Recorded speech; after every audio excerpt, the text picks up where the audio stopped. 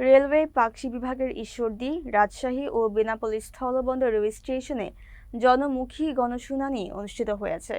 যাত্রী সেবার মান বৃদ্ধি, যাত্রীদের অভিযোগ পরামর্শ সরাসরি শোনা এবং জরুরি উন্নয়ন কার্যক্রম বাস্তবায়নের লক্ষ্যে এসব গণশুনানির আয়োজন করা হয়।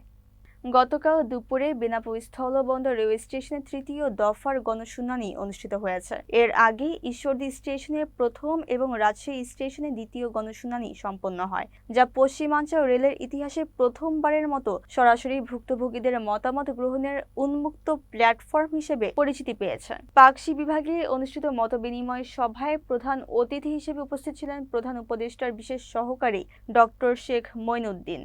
রাজশাহীর গণশুনানিতে প্রধান অতিথি ছিলেন অতিরিক্ত সচিব জিয়াউল ইসলাম এবং ঈশ্বরদী ও বেনাপোলে প্রধান অতিথি হিসেবে বক্তব্য রাখেন divisional railway manager Mir Liaquat Sharif Khan. গণশুনানিতে গুরুত্বপূর্ণ সমস্যার সমাধানের আশ্বাস দিয়ে ডিআরএম মীর লিয়াকত শরীফ খান বলেন, বিনা টিকিটে ট্রেন ভ্রমণ ও ছাদে যাতায়াত সহ নিষিদ্ধ কর্মকাণ্ড থেকে বিরত থাকা প্রতিটি সচেতন যাত্রীর নাগরিক দায়িত্ব।